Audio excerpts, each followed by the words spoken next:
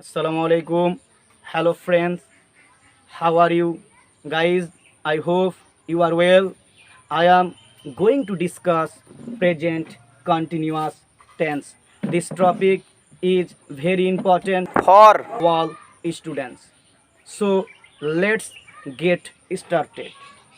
Present continuous tense বাংলাটা কি ঘটমান বর্তমানকাল। তো প্রেজেন্ট কন্টিনিউয়াস টেন্স কাকে বলে?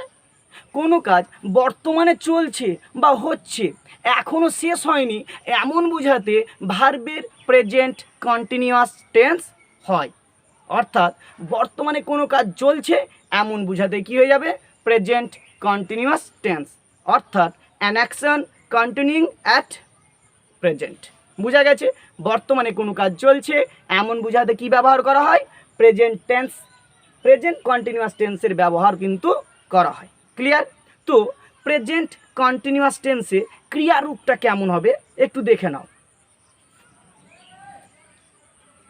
তেছি, তেছে, তেছো। ক্রিয়ার শেষে যদি তেছি, তেছে, তেছো থাকে তাহলে কি হবে? প্রেজেন্ট কন্টিনিউয়াস টেন্স হবে। বোঝা গেছে? যদি ক্রিয়ার শেষে কি বললাম? তেছি, তেছে, তেছো যুক্ত থাকে তাহলে প্রেজেন্ট কন্টিনিউয়াস টেন্স হবে। ক্লিয়ার? চলে আসি এবার প্রেজেন্ট কন্টিনিউয়াস টেন্সের গঠন অর্থাৎ স্ট্রাকচার। গঠন, গঠনটা কি? প্রথমে হবে সাবজেক্ট। প্রথমে কি বসবে? সাবজেক্ট।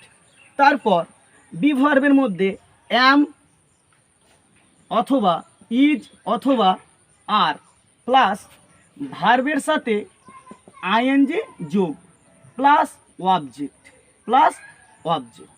তাহলে গঠনটা কি বললাম? সাবজেক্ট প্লাস অ্যাম হতে পারে অথবা ইজ হতে পারে অথবা আর, যে কোনো একটা বসবে। তারপর কি? ভি অন অর্থাৎ ভার্বের প্রথম ফর্মের সঙ্গে কি হবে? আইএনজি যোগ হবে প্লাস কি? অবজেক্ট। বোঝা গেছে? তো অ্যাম কোথায় বসবে? প্রথমে আসি অ্যাম। সাবজেক্টটি যদি ফার্স্ট পারসন সিঙ্গুলার হয় অর্থাৎ আই হয় তাহলে কি হবে? অ্যাম বসবে। তাহলে আয়ের ক্ষেত্রে কি বললাম? অ্যাম। অ্যাম বসবে কার ক্ষেত্রে? আয়ের ক্ষেত্রে। বোঝা গেছে? চলো এবার দেখে নিই আর কোথায় বসবে। আর আর কোথায় বসবে একটু দেখে নাও। ফার্স্ট পারসন প্লুরাল অর্থাৎ উই। কি? উই। আচ্ছা। সেকেন্ড পারসন প্লুরাল অর্থাৎ you, you. Third person plural অর্থাৎ দে, দে। আর কি? যে কোনো বহু বচনের ক্ষেত্রে কি বললাম? বহু বচনের ক্ষেত্রে, বচনের ক্ষেত্রে কি বললাম? বহু বচনের ক্ষেত্রে। তাহলে দেখে নাও অ্যাম বসবে শুধুমাত্র আয়ের ক্ষেত্রে। আর কোথায় বসবে? সাবজেক্ট যদি উই হয় অথবা ইউ হয় অথবা দে হয় বা যে কোনো বহু বচন হয় তাহলে সেই ক্ষেত্রে কি বসবে? আর বসবে। সেই ক্ষেত্রে কি বসবে? আর বসবে। চলে আসি এবার ইজ কোথায় বসবে। ইজ, ইজ, ইজ কোথায় বসবে? থার্ড পারসন সিঙ্গুলার নাম্বারের ক্ষেত্রে কি বসবে? ইজ। থার্ড পারসন সিঙ্গুলার যেমন হি হতে পারে, সি হতে পারে, ইট হতে পারে। ক্লিয়ার? বোঝা গেছে? রাম হতে পারে। হ্যাঁ, এটা হচ্ছে কি? থার্ড পারসন সিঙ্গুলার নাম্বার অর্থাৎ যেখানে একজনকে বোঝানো হবে। ক্লিয়ার? একটা কথা মনে রাখো সহজ উপায়ে। উপায়টা কি? সাবজেক্টে যদি আই হয় অর্থাৎ আই হলে অ্যাম হবে, আর আই বাদে যে কোনো এক বচন যদি বোঝানো হয় তাহলে সেই ক্ষেত্রে কি বসবে? ইজ বসবে। বুঝতে পারলাম?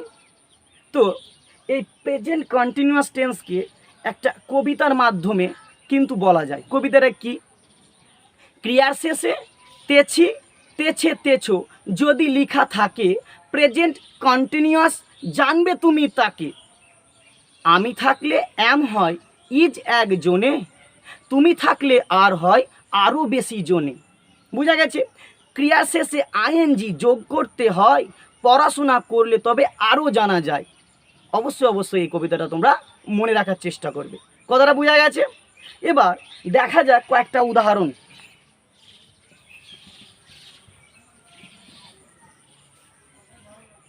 একটা উদাহরণ কি, তারা ফুটবল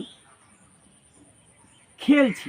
দেখো ভালো করে, তারা ফুটবল খেলছে, তাহলে এখনো কিন্তু খেলেই যাচ্ছে, এখনো কাজটা কিন্তু শেষ হয়নি। কথাটা বোঝা গেছে? তার মানে কোন টেন্স? Present continuous tense. বোঝা গেছে?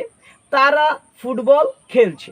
আচ্ছা, আমি বলেছিলাম যে ক্রিয়াকে যদি কে দিয়ে কোশ্চেন করিয়ে তাহলে কি পাবো?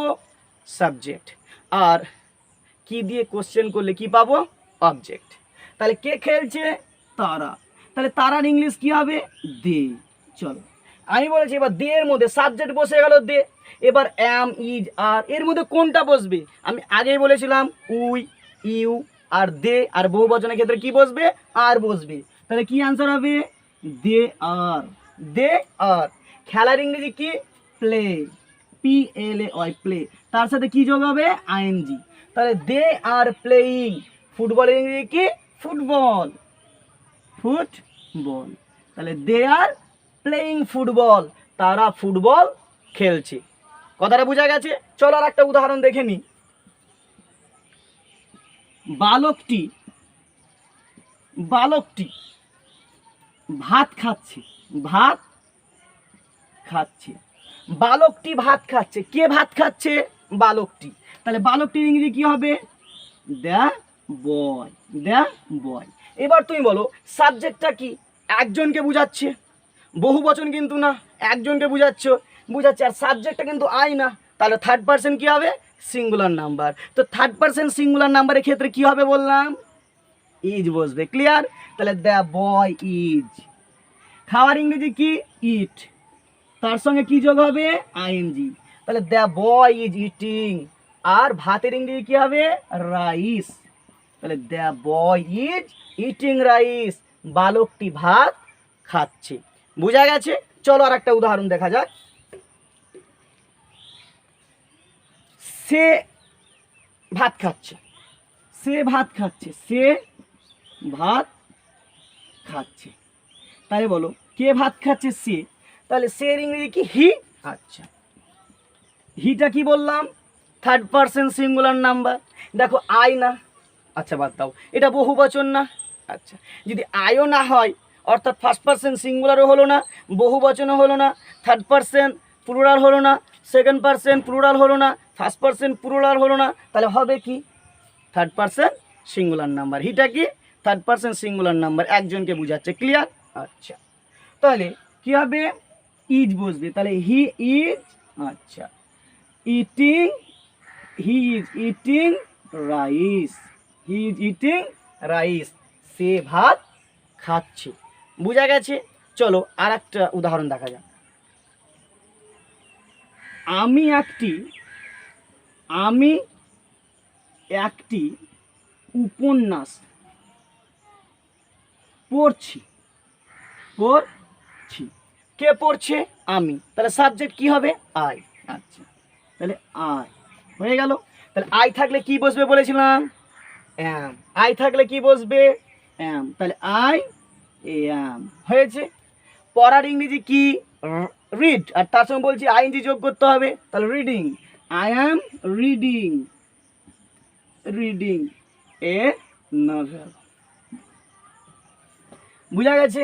তাহলে I am reading a novel, আমি একটি উপন্যাস পড়ছি। চলো আর একটা উদাহরণ দেখা যাক।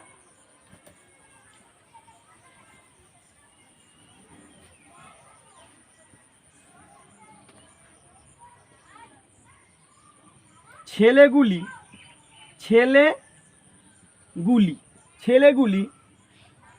মাছ ধরছে।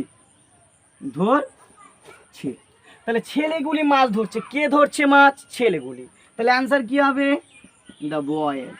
The boys. ঠিক আছে, দ্য বয়েজ। তাহলে ছেলেগুলি। তাহলে বলো একটা ছেলের কথা বলছি কি এখানে? না, অনেকগুলি ছেলের কথা বলছি, তাহলে বহু বচন। তাহলে বহু বচন থাকলে কি বসবে বললাম? আর বসবে, বহু বচন থাকলে কি বসবে বললাম, আর বসবে। তাহলে দ্য বয়েজ আর, ধরার ইংরেজি কি, ক্যাচ, আর তার সাথে কি হবে আইএনজি যোগ। তাহলে দ্য বয়েজ আর ক্যাচিং, আর মাছের ইংরেজি কি হবে, ফিশ। তাহলে কি বললাম, the boys are catching fish, ছেলেগুলি মাছ ধরছে। বোঝা গেছে? হ্যাঁ, আচ্ছা, তোমরা বেশি বেশি করে প্র্যাকটিস করো। হ্যাঁ, আরও অনেক হয়তো ভার্ব নিবে বা অনেক সেন্টেন্স বাংলাতে লিখবে, তোমরা ট্রান্সলেট করবে ইংলিশে। এইবার প্র্যাকটিস করতে হবে, প্র্যাকটিস না করলে কিন্তু হবে না। চলো তারপরে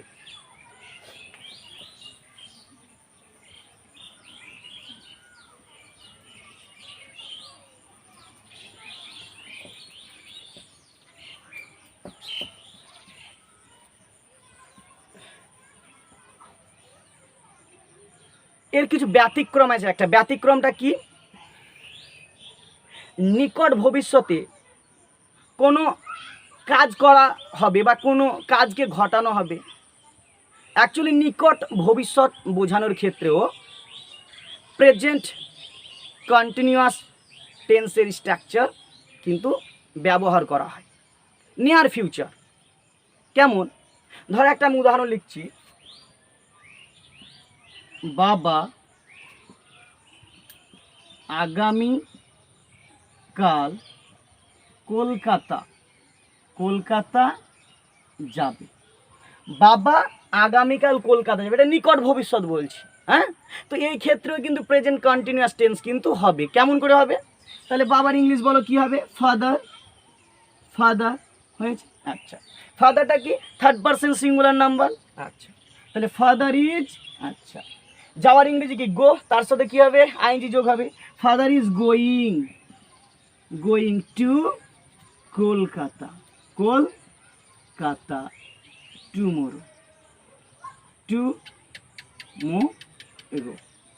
ক্লিয়ার? তাহলে কি বললাম, father is going to Kolkata tomorrow, বাবা আগামীকাল কলকাতা যাবে। এটা নিকট ভবিষ্যতের কথা বলছি, কিন্তু আমরা ইউজ করছি কি প্রেজেন্ট কন্টিনিউয়াস টেন্সের স্ট্রাকচার। ক্লিয়ার? চলো আর একটা উদাহরণ দেখা যাক। আমি সেখানে শীঘ্র যাব,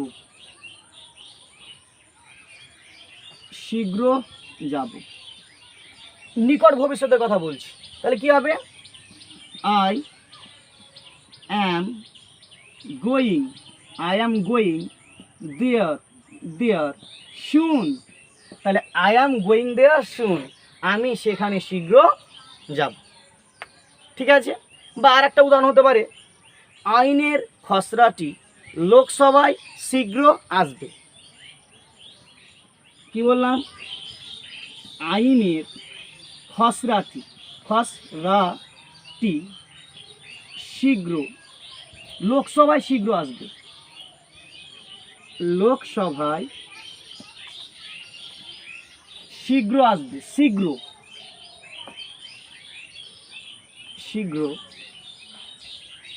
আসবে। তাহলে দেখো, আইনের খসড়াটি ইংলিশ কি হবে, দিস বিল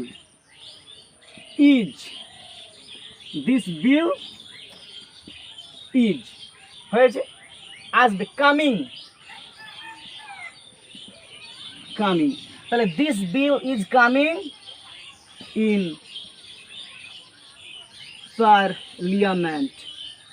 পার্লামেন্ট সুন। তাহলে বোঝা গেছে কি বললাম, রিপিট করছি, নিকট ভবিষ্যতের কথা বলতে গেলেও প্রেজেন্ট কন্টিনিউয়াস টেন্সের কিন্তু ব্যবহার হয়। বাবা আগামীকাল কলকাতা যাবে, father is going to Kolkata tomorrow, আমি সেখানে শীঘ্র যাব, আই অ্যাম গোয়িং দেয়ার সুন, আইনের খসড়াটি লোকসভায় শীঘ্র আসবে। তাহলে কি হবে, this bill is coming in parliament soon. কথাটা বোঝা গেছে? এবার চলে আসি আর একটা বিষয়ে, যে এমন কিছু ভার্ব আছে যার কন্টিনিউয়াস টেন্স কিন্তু হয় না। কি বললাম, এমন কিছু ভার্ব আছে যেগুলির কন্টিনিউয়াস টেন্স হয় না।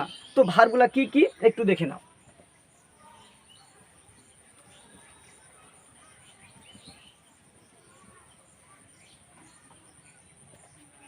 Feel, FEEL, feel. ফিল মানে কি? অনুভব করা। এই ফিল ভার্বটার কিন্তু কন্টিনিউয়াস ফর্ম হয় না, অর্থাৎ ফিলের সঙ্গে আইএনজি যোগ হয় না। ফিল মানে কি? অনুভব করা। চলে আসি এবার হিয়ার। হিয়ার মানে কি? শোনা। চলে আসি এবার সি। ঠিক আছে, চলে আসি এবার অ্যাপিয়ার। অ্যাপিয়ার হয়েছে। চলে আসি থিঙ্ক। থিঙ্ক। চলে আসি taste. Wish, know, seem, find, like. কি বললাম? লাইক।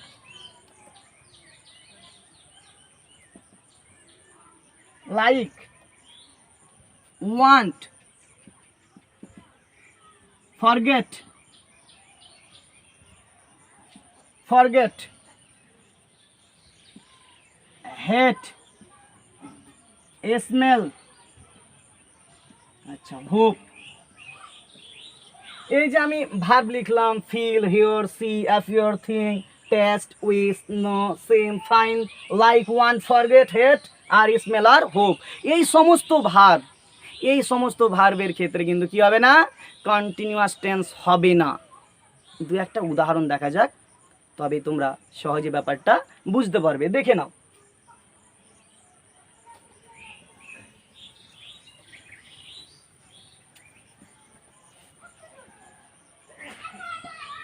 আমি অস্বস্তি বোধ করছি। আমি অস্বস্তি বোধ করছি, তাহলে বোধ করার অনুভব করা কিন্তু এক, তাহলে ফিলিং হবে না। তাহলে কি হবে? I feel uneasy. আনইজি। কি বললাম? আই ফিল আনইজি, আমি অসুস্থ বোধ করছি। এখানে ফিলিং কিন্তু হলো না, এখানে আমও বসলো না, অর্থাৎ কন্টিনিউয়াস টেন্স কিন্তু হলো না। বুঝা গেছে? ধরো আর একটা, আমার মনে হচ্ছে সে অসুস্থ, বা বলতে পারি মনে হচ্ছে সে অসুস্থ। মনে হচ্ছে সে অসুস্থ, তাহলে মনে হচ্ছে সে অসুস্থ, তাহলে মনে হচ্ছে, তাহলে মনে হওয়ার ইংরেজি কি বললাম? সিম। তাহলে সিং হবে না, সিমিং হবে না, ঠিক আছে, সিমিং হবে না। ক্লিয়ার? অ্যাকচুয়ালি আইএনজি হবে না। আচ্ছা, তাহলে কি হবে? He seems. কেন বলো তো? যেহেতু এটা প্রেজেন্ট কন্টিনিউয়াস টেন্স হবে না, তাই ওটা হয়ে যাবে কি? Present indefinite tense. Present indefinite tense. Present indefinite টেন্সের ক্ষেত্রে বলেছিলাম সাবজেক্টে যদি থার্ড পারসন সিঙ্গুলার নাম্বার হয়, তাহলে সেই ক্ষেত্রে ভার্বের সাথে কী করতে হয়? এস বা ইএস যোগ করতে হয়। এটা থার্ড পারসন সিঙ্গুলার নাম্বার, তাহলে এখানে কী যোগ হলো? এস। তাহলে he seems to be ill. To be ill. বুঝা গেছে? আচ্ছা, আমি তোমার সাফল্য কামনা করছি। কি বললাম? আমি তোমার সাফল্য কামনা করছি। কামনা করছি, তাহলে কি হবে? সাফল্যের ইংরেজি কি? তাই তো, সাকসেস। আচ্ছা, কামনা করার ইংরেজি কি? Wish. Wish, WISH, wish. Wish মানে কি? কামনা করা। তাইলে এখানে উইশিং হবে না, অর্থাৎ কন্টিনিউয়াস ফর্ম কিন্তু হবে না। তাহলে আমি তোমার সাফল্য কামনা করছি, অ্যান্সার কি হবে? I wish you success. কি হবে? সাকসেস। বুঝা গেছে? তাহলে আই উইশ ইউ সাকসেস, আমি তোমার সাফল্য কামনা করছি। এরকম হবে না যে I am wishing you success, এরকম হবে না। কথাটা বুঝা গেছে? কি হবে? সিম্পল প্রেজেন্ট ইনডিফিনিট টেন্স হয়ে যাবে আই উইশ ইউ সাকসেস, আমি তোমার সাফল্য কামনা করছি। বুঝা গেছে? ধরো আর একটা উদাহরণ দেখা যাক, যে আমি পাখি দেখছি। আচ্ছা, আমি একটি বাঘ দেখছি, তাও হবে। আমি একটি বাঘ দেখছি, আমি একটি পাখি দেখছি। আচ্ছা, আমি একটি বাঘ দেখছি। এই দেখো ছি আছে। আচ্ছা, তাহলে আমি দেখেই যাচ্ছি কিন্তু কন্টিনিউয়াস ফর্ম, কিন্তু এটাকে যখন ইংলিশে ট্রান্সলেট করব তখন কিন্তু প্রেজেন্ট ইনডিফিনিট হয়ে যাবে, কারণ দেখার ইংরেজি কি সি, সি এর সাথে কিন্তু আইএনজি যোগ হয় না, একটু আগেই বললাম। তাহলে অ্যান্সারে কী হবে? আই সি এ টাইগার, আমি একটি বাঘ দেখছি। বোঝা গেছে? চলো এবার তারপরে ফর্ম।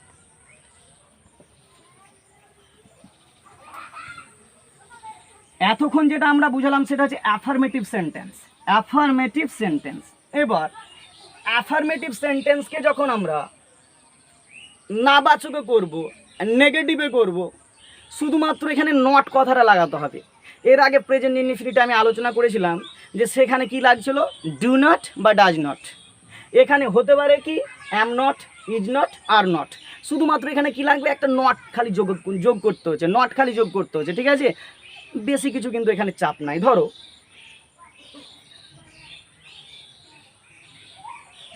সে কি, কয়েসই কি। আচ্ছা জানো, কয়েসই কি যদি হয় তাহলে অ্যান্সারটা হ্যাঁ অথবা নাই, যদি অ্যান্সার হয় তো কয়েসই কি, হ্যাঁ। আর যদি অ্যান্সারটা হ্যাঁ অথবা নাই না দেওয়া যায় তাহলে সেখানে কি হবে, কয় দীর্ঘ কি। সেখানে হট কথাটা ইউজ করতে হবে প্রথমে। ক্লিয়ার? আচ্ছা, তাহলে সে কি ফুটবল খেলছে? ফুটবল খেলছে। সে কি ফুটবল খেলছে? ফুটবল খেলছে। দেখো সে কি ফুটবল খেলছে জিজ্ঞেস করছে। আচ্ছা, তাহলে এখানে দেখো প্রথমেই যখন আমরা নেগেটিভ করতে যাবো, সে কি ফুটবল খেলছে, এটা ইন্টারোগেটিভ হলো। আর আমি এক্ষুনি আগে বললাম কি নেগেটিভে করব, তাহলে নেগেটিভের কিন্তু এটা লাইন হলো না, ঠিক আছে? সে ফুটবল খেলছে না, সে ফুটবল খেলছে না। তাহলে দেখো সে ফুটবল খেলছে না, সে ফুটবল খেলছে না। দেখো তাহলে কি হবে, এই হি, এর পরে কি বসবে বলেছিলাম, থার্ড পারসন সিঙ্গুলার ইজ বসবে। তাহলে হি ইজ। এবার বসিয়ে দাও নট, তাহলে he is not playing football. Football. Clear? তাহলে সে ফুটবল খেলছে না, সে ফুটবল খেলছে না, সেই ক্ষেত্রে কি হবে, হি is not playing football. Say football খেলছে না। যদি বলতাম সে ফুটবল খেলছে তাহলে নটটা উঠে যেত, তাহলে he is playing football, say football খেলছে। আর এখানে আমি বললাম কি সে ফুটবল খেলছে না, তাহলে he is not playing football. কথাটা বোঝা গেছে? আচ্ছা, চলো আর একটা উদাহরণ দেখা যাক।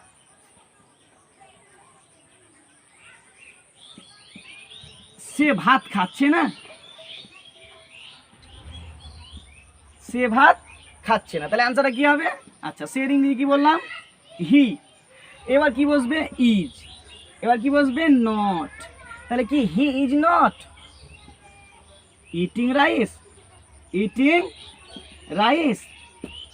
তাহলে কি বললাম, he is not eating rice, সে ভাত খাচ্ছে না। আচ্ছা, তারা ফুটবল খেলছে না, একটা দেখে নাও কি বললাম, তারা ফুটবল খেলছে না। আচ্ছা, তাহলে দেখো তারা ফুটবল খেলছে, ইংলিশটা কি হবে আগে, দে। দে থাকলে কি বসবে, আর। তাহলে না এর জন্য কি হলো, নট। ক্লিয়ার? তাহলে দে আর নট প্লেইং ফুটবল, তারা ফুটবল খেলছে না। ইংলিশটা কি হলো, দে আর নট প্লেইং ফুটবল, তারা ফুটবল খেলছে না। বোঝা গেছে? তাহলে কিভাবে অ্যাফার্মেটিভ সেন্টেন্সকে আমরা নেগেটিভ করলাম, কি করলাম, নেগেটিভ। এটা কি করলাম, নেগেটিভ, এন এ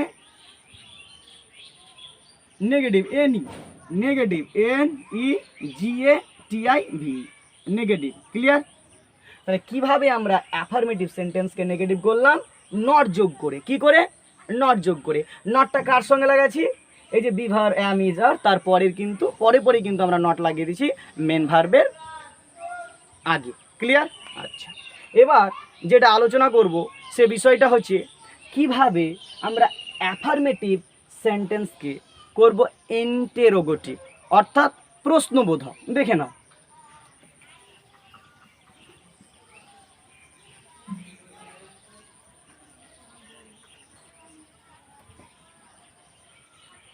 প্রশ্নবোধক।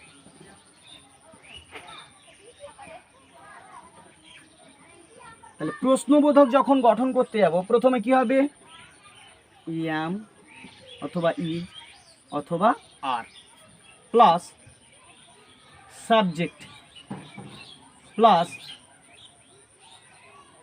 ভার্বের সাথে আইএনজি যোগ প্লাস অবজেক্ট। বোঝা গেছে? তাহলে প্রশ্নবোধক বাক্যে প্রেজেন্ট কন্টিনিউয়াস টেন্সকে যখন আমরা প্রশ্নবোধক করব অর্থাৎ প্রশ্ন করব, অ্যাফার্মেটিভ সেন্টেন্সকে ইন্টারোগেটিভ, কি বললাম, ইন্টারোগেটিভ।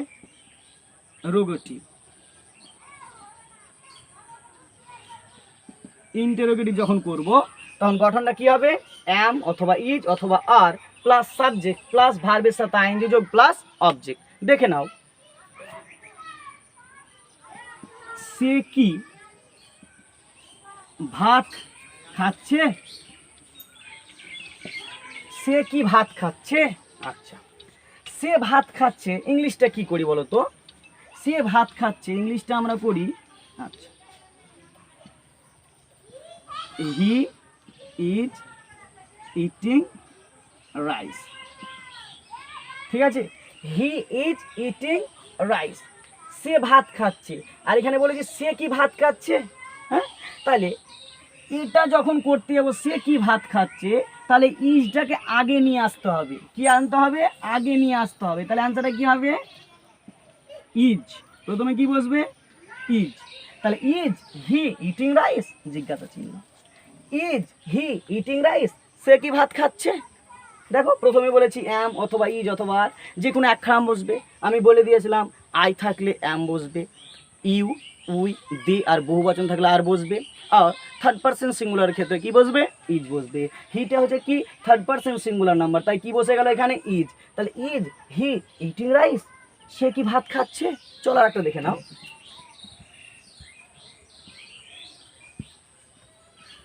সে কি বই পড়ছে, বই পড়ছে। কি বললাম, সে কি বই পড়ছে। আচ্ছা, তাহলে প্রথমে বলো সের ইংরেজি কি, হি। তাহলে বলো হি এর ক্ষেত্রে কি বসবে, ইজ। তাহলে ইজটা প্রথমে বসে গেল। আচ্ছা, তাহলে হি ইজ, হি ইজ। আচ্ছা, হি ইজ হয়ে গেছে।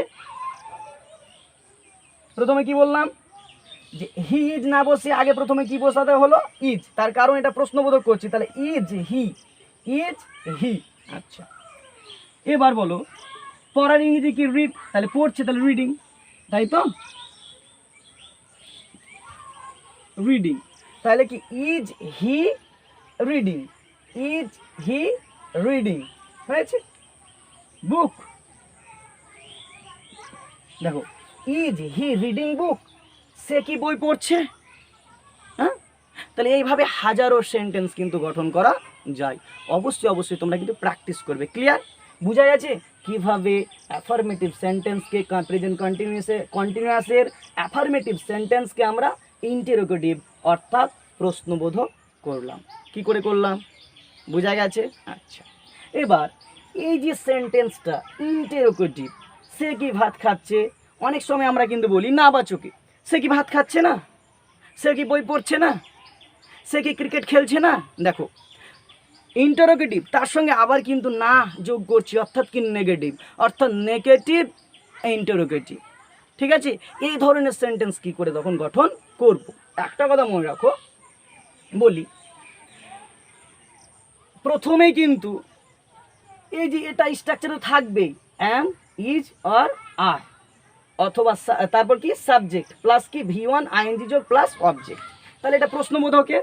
এবার এর সঙ্গে যোগ হবে কি নট, এর সঙ্গে আবার যোগ হবে কি নট। ঠিক আছে, কোথাও কিন্তু বসতে পারে অ্যাম নট অথবা ইজ নট অথবা আর নট, কিন্তু দেখা যাবে কোনো কোনো ক্ষেত্রে প্রথমে অ্যাম বসেছি আবার সাবজেক্টের পরে কিন্তু আবার কি বসবে, নটও বসতে পারে। ওটা নিয়ম আছে, নিয়মটা বলি শুনে না।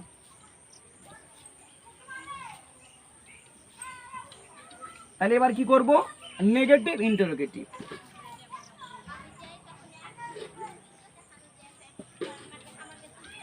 নেগেটিভ ইন্টারোগেটিভ, ঠিক আছে।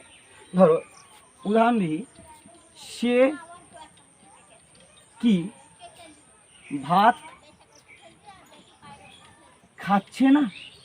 সে কি ভাত খাচ্ছে না, একটু আগে বললাম সে কি ভাত খাচ্ছে, আর এখন বললাম কি সে কি ভাত খাচ্ছে না, তার মানে কি নেগেটিভ ইন্টারোগেটিভ। ক্লিয়ার? কি করে গঠন করতে হবে একটু দেখে নাও। একটা কথা মনে রাখবে, এই ক্ষেত্রে সাবজেক্টটি যদি নাউন হয়, কি বললাম, এই ক্ষেত্রে সাবজেক্টটি যদি নাউন হয় তাহলে নট কথাটা কী হবে, সাবজেক্টের আগেই বসে যাবে। আর সাবজেক্টটি যদি প্রোনাউন হয় তাহলে নট, এই যে শব্দটি এটা সাবজেক্টের পরে বসবে। দেখো সে কি ভাত খাচ্ছে না, আচ্ছা দন্তা নয়টাকে আপাতত রাখছি, বাদ দাও। সে কি ভাত খাচ্ছে, তাহলে কি ইজ হি ইটিং রাইস। দেখো ভালো করে, এখানে জিজ্ঞাসা চিহ্ন। দেখো ইজ হি ইটিং রাইস, এর মানেটা কি, সে কি ভাত খাচ্ছে। আচ্ছা এবার এখানে না আছে, কি আছে, না আছে, খাচ্ছে না। তাহলে নট কথাটা কোথায় বসাবো, নট কথাটা কোথায় বসাবো দেখে নাও। এটা কি প্রোনাউন। এবার আমি বলেছি সাবজেক্ট যদি প্রোনাউন হয় তাহলে নট কথাটা সাবজেক্টের পরে বসবে, তাহলে কোথায় বসবে, এখানে। তাহলে কি নট। তাহলে আনসারটা কি হলো, is he not eating rice. Is he not eating rice, সে কি ভাত খাচ্ছে না। Is he not eating rice, সে কি ভাত খাচ্ছে না। কথাটা বোঝা গেছে? চলো একটা উদাহরণ, তারা কি ভাত খাচ্ছে না। আচ্ছা তারা কি ভাত খাচ্ছে না, তাহলে দাও তারা ইংরেজি কি, দে। আচ্ছা দে, তাহলে গিয়ে দে কি হলো, থার্ড পারসন প্লুরাল, তাহলে কি বসবে, অবশ্যই অবশ্যই আর বসবে। আচ্ছা তাহলে কি বসালাম এখানে, আর দে ইটিং রাইস। দেখো আর দে ইটিং রাইস মানেটা কি হলো, তারা কি ভাত খাচ্ছে। এবার পরে রইল কি দন্তের নয়াকার না, তাহলে নটটা কোনখানে বসাবো, এই দের পরে না দের আগে।